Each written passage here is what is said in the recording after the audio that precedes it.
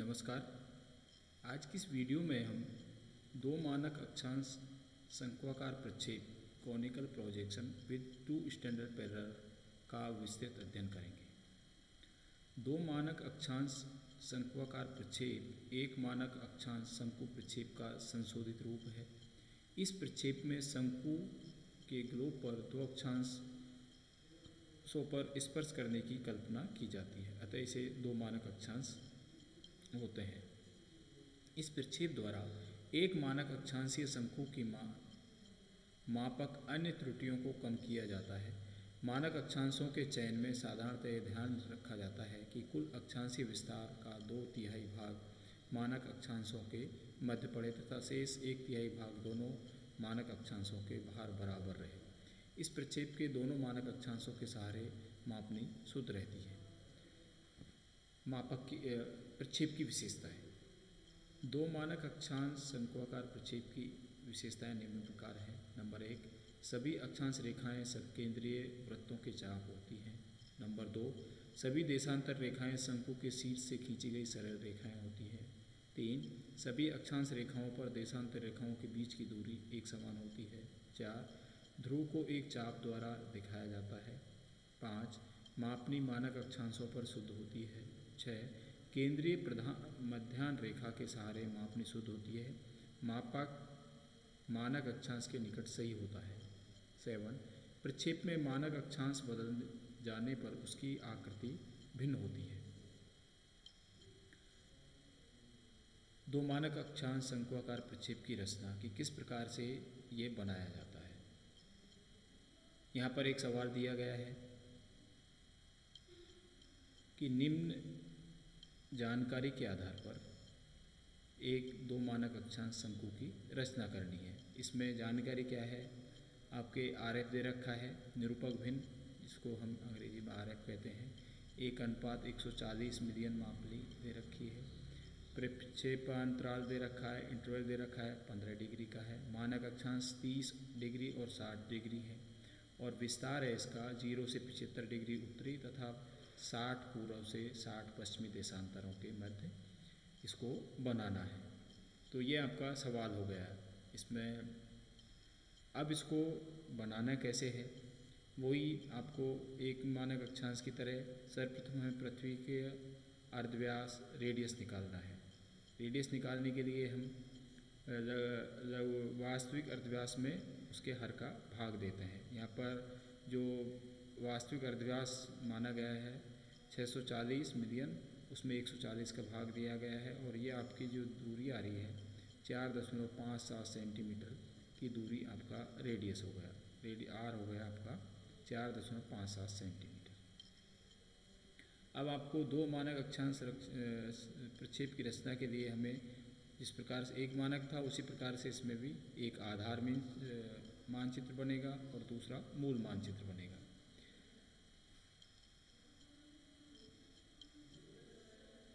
आधार मानचित्र बनाने के लिए आपको सर्वप्रथम 4.57 सेंटीमीटर अर्धव्यास से आधार रेखा खींचते हुए जिसे OM नाम देते हैं तथा 0 बिंदु से लंबवत एक लंब डालते हैं।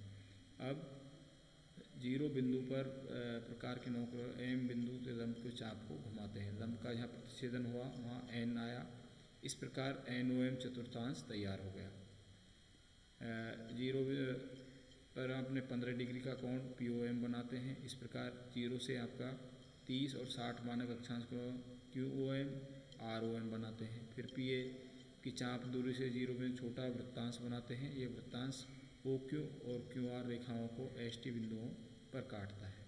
इस पर ST बिंदुओं से ON पर BS और AT लंब गिराते हैं। इस प्रकार आपका आधार मानचित्र एक ही रचना होती है। इधर ये आपका जो R आया उसकी सहायता से आपको ये 4.57 सेंटीमीटर से आपको ये चतुर्थांश आपका ONM तो इसका नाम दे सकते हैं, ये आपने चतुर्थांश खींच दिया।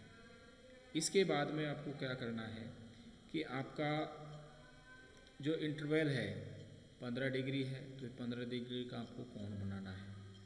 फिर आपका जो मानक अक्षांश है एक 30 डिग्री तो 30 डिग्री कोण बनाना है। दूसरा है 60 डिग्री, तो 60 डिग्री का कोण बनाना है। और इन पर आप इस पर जैसे P, Q, R ये आप इस पर नाम लिख देंगे। अब जो आपका P और M है, इस दूरी से, ये P और M की दूरी से आपको यहाँ से वापस छोटा चतुर्थांश खींचना है। ये खींच दिया, और ये खींचने के बाद में आपके जो Q और R को जहाँ पर काटते हैं, ये आपको इस पर लंब डालने हैं, जिनके भी आपने BS या QT आपने नाम दे दिए। अब आपको क्या करना है? अब आपको करना क्या है कि एक इसमें अलग प्रक्रिया है। आपको एक रेखा खींचनी है। ये आपने कोई रेखा खींच दी असीमित लंबाई की, ठीक है। अब इस पर क्या करना है? इस रेखा पर आपको ये जो डिस्टेंस है Q और R, इस पर आपने ये दूरी कोई बिंदु आपने ये यहाँ पर Q और R के जो डिस्टेंस है, ये लेकर आपने दो चाप काट दे, 1 और 2। इसकी दूरी फिक्स नहीं है अभी, ये असीमित लंबाई की आपने कोई रेखा ले ली। इस पर आपने Q और R के ये चाप भरकर दो बिंदु, एक Q हो गया, एक R हो गया। अब Q पर तो आपका जो ये लंब है ये डालिए इस पर, इस वाले पे, ये R वाले पर तो ये वाला लंब डालिए, ये वाला लंब आपने बना दिया। और Q पर आपने ये वाला लंब इस पर डाल दीजिए।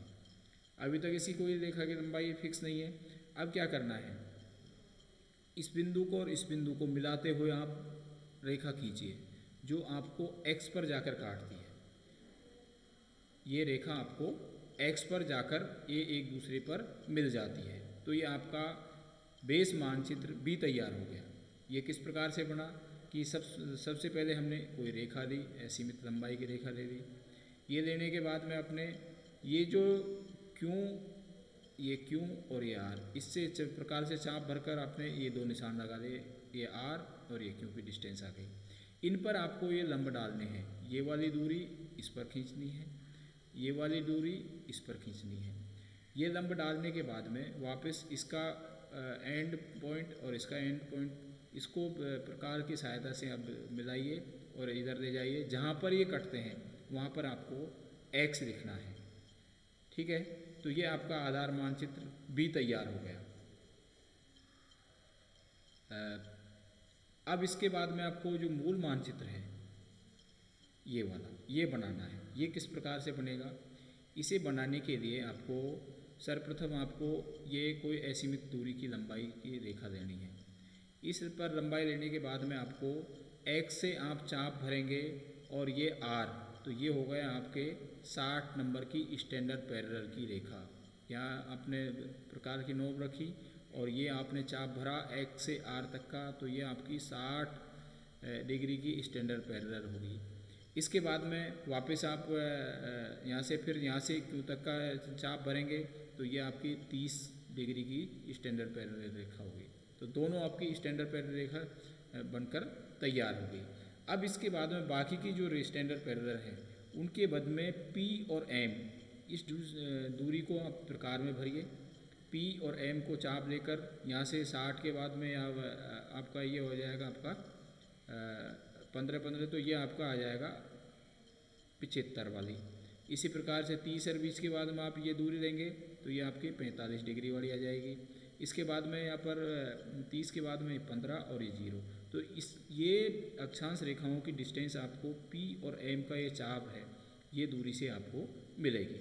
अब क्या करना है कि 60 डिग्री की अक्षांश रेखा पर ये दूरी है QT जो आपको नज़र आ रही है, ये चाप भरेंगे।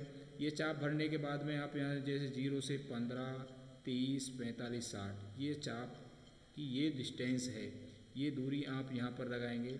इसी प्रकार से इधर भी 15, 30, 45, 60, तो ये आपकी दूरी तैयार हो गई।